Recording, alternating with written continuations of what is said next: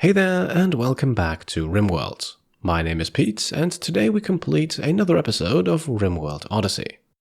In the last episode, our small band of Scarlands survivors grew quite a bit. We rescued the 13-year-old River and freed the Itakin Reino from imprisonment. However, the situation in our small colony of Finster is pretty bad right now. Bryan's organ decay is progressing further and further. Nelgraf is suffering the first symptoms of psychite withdrawal. As a result, both of them are currently on hallucinating mental breaks. River has caught the flu. Reino's animal personhood radar ideology makes him extremely unhappy. A psychic drone is further lowering the mood, and we don't have nearly enough wood on the map to keep cooking simple meals for everyone.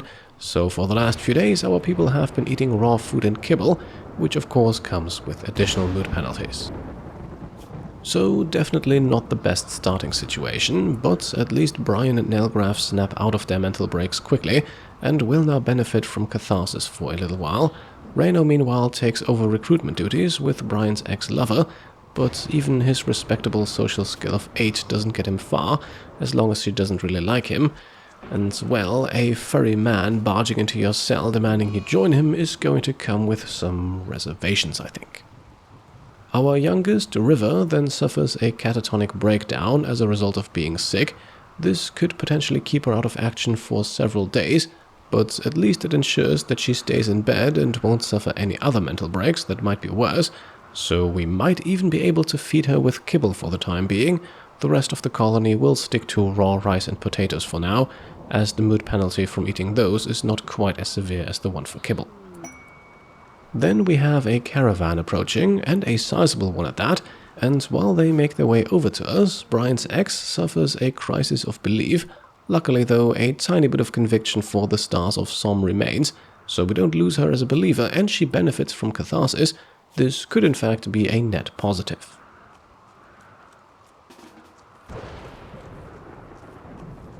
After a lengthy trip around the toxic lake, the trade caravan then arrives and we sell them all of our excess leathers as well as all components we gathered so far. Yes, a steep price to pay for some pemmican, but who needs components when everyone in your colony starves to death? Just in that moment, the psychic drone also comes to an end and it gets even better. A pair of Thrumbos wanders in, not too far from where the traders hang out. And, well, I think we just have to risk it. The group is large enough to be able to at least take one of them. Let's see how this goes, as Nelgraf successfully aggravates the beast, but thankfully only this one, its companion remains peaceful.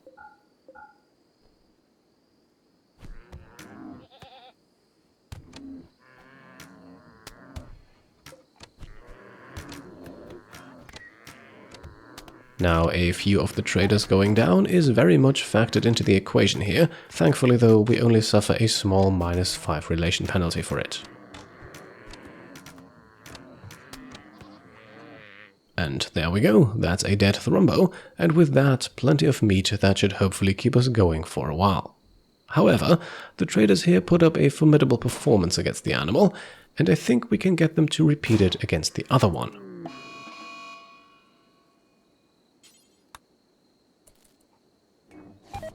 Now, admittedly, the fight does not start off great here, with one of the archers going down immediately, but again, the relationship penalties are so small that I think we can afford it.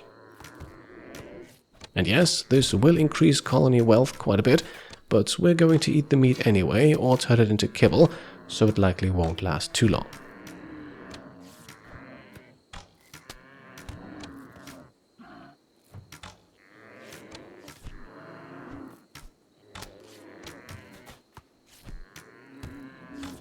Well, now this changes things. One of the caravan muffalos goes down, and I think it was to friendly fire, and with that we may have hit an unfortunate jackpot. While we do obtain plenty more pemmican, cloth, and even our 11 components alongside other useful items, this does also mean a rather hefty spike in colony wealth, and with the trade caravan now wandering off after downing the second Thrumbo, we have no way of unloading it. Nonetheless, make no mistake about it, I think our colonists don't care too much about the mechanical aspect of this haul, and instead will just be happy to see their food supply secured for a while.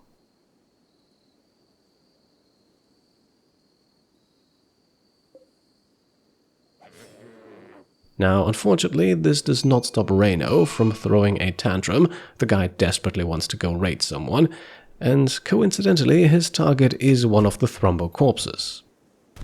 Now, I have sent Nelgraf in to arrest him to stop Reino, but he arrives too late to do anything, and I am weirdly okay with that. Yes, it means the loss of precious meat and Thrumbo fur, but we still have the other one. This grants Reino catharsis, and it reduces colony wealth as well. With the cloth we obtained, Bryan can now manufacture a few kneel pillows in place of chairs. Comfort-wise, they are actually quite a bit better than stools, and it will be a while until we have chairs unlocked anyway, so this keeps our researchers nice and comfortable. Apart from that, the day remains fairly uneventful. Just from the meat of the caravan alone, we can make plenty of kibble, and that's before even touching the dead buffalo or Thrumbo. And on the next morning, we make some more bedrolls with the leftover cloth. After all, River won't be catatonic forever, and we do plan on bringing Bryan's axe into the fold eventually too. Construction quality is a bit of a mixed bag. Some good, some poor. We'll put the better ones to use. The rest can stay out here for now. Later in the afternoon, 2 new chickens are hatched, both female, which is lucky both for us and for them. We'll name them Coo and Crocodile, after the channel supporters of the same name. At night then, we pay the price for our increased colony wealth as we are attacked once more, this time by 2 separate groups consisting of 2 melee-wielding Itakin each. And with River still catatonic, that leaves Nelgraf as the only combat-capable pawn to deal with them. Luckily, they will prepare for a while, giving us a bit of time to set up some additional traps and to already start shooting them. And we are benefiting here from a rather unique mechanic. Shooting at the attackers will make them move towards the shooter, but if they wander too far away from their gathering point, they will stop and return. We can use this to effectively bait them while keeping Nelgraf completely safe, and the best thing, they won't even switch to full-on attack mode even after we actually hit them. In fact, it does take the definitive death of the first attacker here to cause the other one to attack, and it took a while to get here, so we've got our traps up and running, and the enemy easily lured into one, even if this feels like a bit of a waste considering they were already solidly injured. Nonetheless, the fight is far from over. We still have the other group to the west, and they are too far away to try anything similar. In fact, they are now starting their assaults. So let's get Nelgraf in position and take note of the enemy further in the back, going into an unexplored ruin here, and that is in fact the last we see of them. A lucky break, as we now know where danger might be lurking and only need to worry about one more enemy. Let's make sure they don't destroy any of our furniture and then lure them into a trap.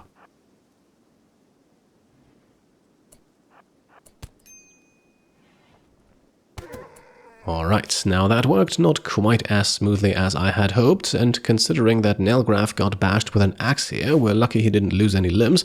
Still, the fight is over, and I think we held our own, even if the environment helped a bit. So, time to butcher the buffalo and to patch up our hero Nelgraf. Without medicine, we're saving it for the serious stuff, such as a potential organ transplant in Bryan's not-so-distant future. More animal news then. Our goat Lemon Sprinkles has given birth, but unfortunately to a male, normally a case for slaughter, but we have a ritual opportunity soon for the one that Nelgraf and River believe in, and the goat might be fitting for a ritual sacrifice. As we ponder that possibility, Bryan suffers another mental break, now wandering around in a psychotic state, and while River finally gets back up after recovering from the flu and her breakdown, Nelgraf is next on the list, once more experiencing terrifying hallucinations. So it is not the most productive time in our little colony of Finster, but at least they're all still alive, and Reino and River hold down the research benches overnight as we make progress towards electricity.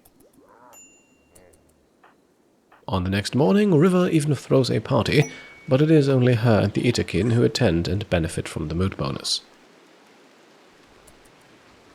Eventually then, Nelgraf snaps out of his hallucinations and we have visitors passing by with some items to trade. a great chance to unload the unwanted gear from our attackers and to purchase some more pemmican and medicine. While Reino enjoys a smoke leaf joint, we are then also informed that the ritual sacrifice cannot take place because we're lacking a moral guide, and for that we would need to have 3 followers of this ideology, so the young goats will perish another way, but not right now, as cargo pods demand our attention and they carry loads of rice, a welcome gift from the heavens. Immediately we send our people out to bring the food back into the safety of our storage, and then watch another uneventful night pass by, as we rejoin the colony on the next morning, with Reino desperately trying to process all the meat into kibble, but sadly it was just too much and we lose a decent chunk to spoilage. But it is what it is, at least we secured the Thrumbo fur and horn, a horn that River will soon equip, but back to the goats. This time Selonic gives birth to a female, who we will now name Zugi. While the time for the other male is sadly up, no milk unfortunately means it will have to add to our food supply another way. So overall, things are rather peaceful at the moment. Our pemmican supply has been used up and we're back to eating raw food, but catharsis keeps the mood in check for now, and with 2 research benches we are making good progress towards electricity. Around midnight then, an eclipse strikes and pushes the date of our next harvest a little further into the future, but that only gives us a bit of time to plant more rice while we wait for our researchers to make the big breakthrough. Since that breakthrough is coming closer though, we want to be prepared with all the materials we need to get things up and running as fast as possible, so while a catharsis still keeps him happy, we send Bryan out into the ruins on the other side of the lake to disassemble some steel furniture. As he returns a few hours later, Bryan also surrenders his cowboy hat to Reino. Being naked has its advantages for Itakin. Protection against heat unfortunately isn't one of them, and with outside temperatures scratching at the 40 degrees Celsius mark, the hat is very much needed to keep him cool. It does not prevent his next mental break though. The desire to go raiding is becoming stronger and stronger, pushing Reino to wander around in sadness.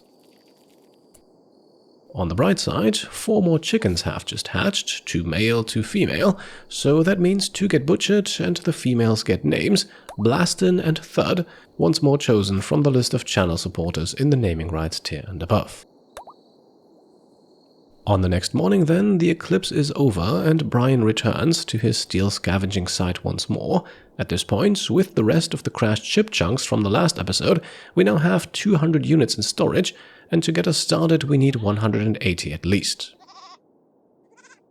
Reino then also decides to equip a burqa that we gathered from the fallen caravan buffalo, an interesting choice for an Itakin, and I'm sure it will spark some hilarious fan art, but we're not going to judge him.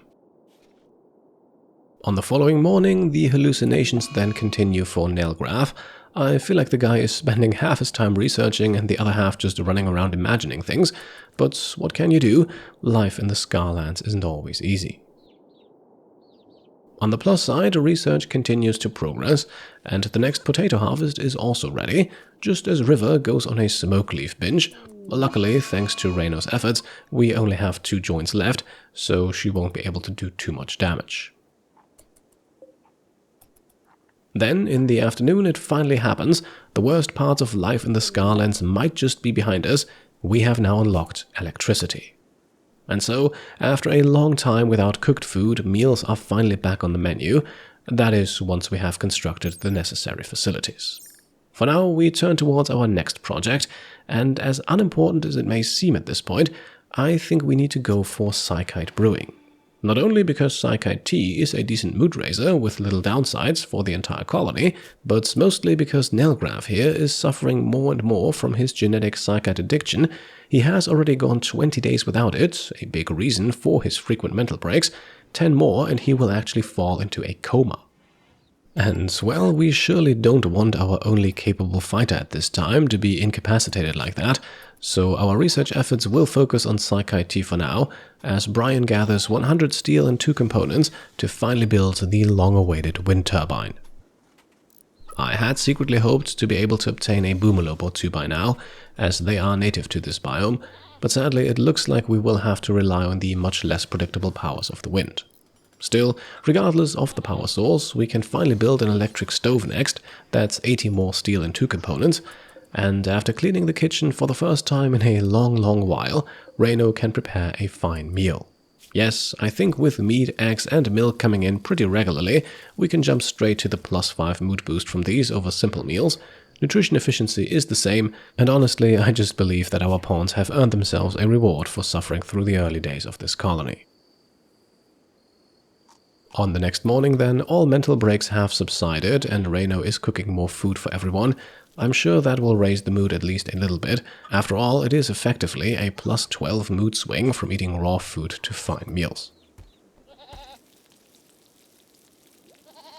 Apart from that, the day remains uneventful. In the evening, Lemon Sprinkles once again gives birth, but it is another male, so it will be turned into food quickly.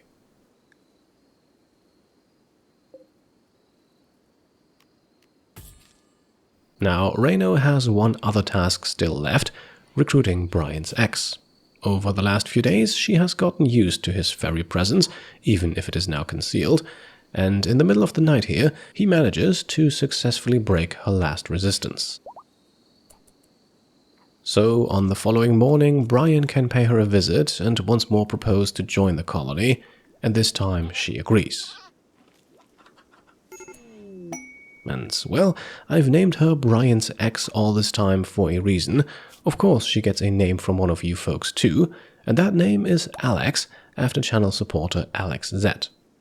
And just to remind you why we went through all of this trouble, Alex should become a formidable melee fighter. In this aspect, it's actually a shame we lost that second Thrumbo horn. She will also be our main constructor from here on out, and can help out with plant work too. All in all, I like what she brings to the table, even if she is bloodlusty and greedy. And with Alex joining our ranks, electricity unlocked, and the colony on the path towards better days, I think it's time to make the cut for today. I apologize that the episodes are maybe 1 or 2 minutes shorter than usual at the moment. I actually recorded a much longer amount of footage for this one, but in the editing process I still had to cut it down to what you see right now. I think that is a bit of the trouble with the early game. Depending on how your storyteller feels, progress can be a bit slower at times, but I'm sure that will change soon enough. Now, as we enjoy all the fantastic pieces of fan art that were sent in this week, in the background you can also hear some new music. This was sent in by Das Hobble. They call it Life Song, and I feel like it really captures that sense of hope that Rimworld often sparks, but is sometimes also very quick to snatch away. So thank you for that, and while we marvel at the visual art currently on screen, let me pose you one very important question. What next? With electricity unlocked, we could now rush straight for the Graf ship, maybe even build one next episode and leave the Scarlands. But is that what you want to see? And do you think our people would still be hell-bent on escaping too? As it stands, if we lift off, we won't be able to return here unless we research some more advanced Graf ship technologies. So I ask you, what should our next goals be with our small group of colonists? Let me know in the comments down below, and as always, I hope you enjoyed the video. If you did, then I would be very happy if you could leave a thumbs up, and if you like what I'm doing and want to support me and my channel further, then you can go ahead and subscribe to stay up to date, grab some merch over on shop.peatcomplete.com, or become a channel member or Patreon supporter. Thank you all for watching, and I'll see you next time. Cheers.